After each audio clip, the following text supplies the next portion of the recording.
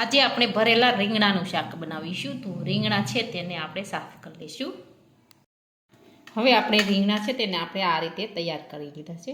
આ રીતે કટ કરવાના છે. આમાં આપણે મસાલો કરીશું. મસાલો કરવા માટે આપણે મસાલો છે તે તૈયાર કરી લઈએ. હવે આપણે મસાલો બનાવવા માટે ટમેટા છે તે સમારીને તૈયાર રાખ્યા છે ઝીણા ઝીણા. હવે આપણે તેમાં ધાણા નાખી દઈશું સમારેલા.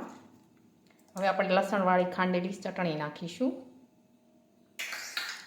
હળદર નાખીશું. જીરું નાખીશું. ખાંડ નાખીશું.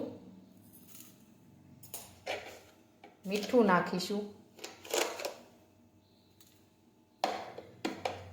લીંબુનો રસ નાખીશું.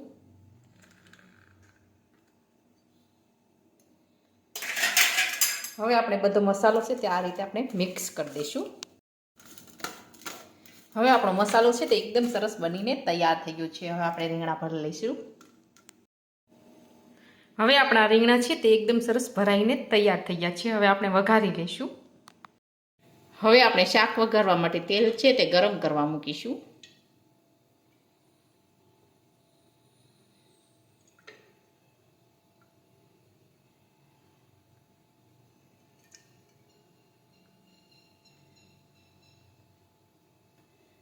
હવે આપણે તેલ છે તે ગરમ થવા દઈશું. હવે આપણું તેલ છે તે ગરમ થઈ ગયું છે. હવે આપણે તેમાં રાઈ અને જીરું નાખી દઈશું. આપણે રીંગણા ભર્યા છે તે નાખી દઈશું.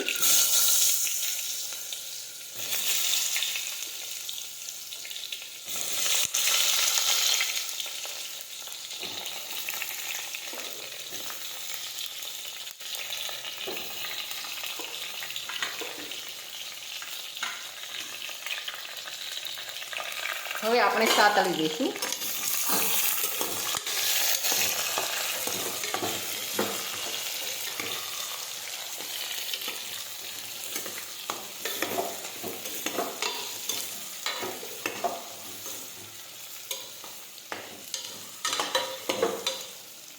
હવે આપણે તેમાં પાણી ઉમેરી દઈશું.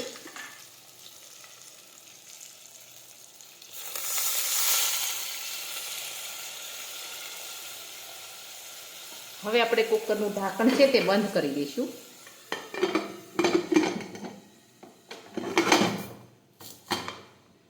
હવે આપણે સડવા દઈશું. હવે આપણું શાક છે તે સડી ગયું છે. હવે આપણે ગેસ છે તે બંધ કરી દઈશું.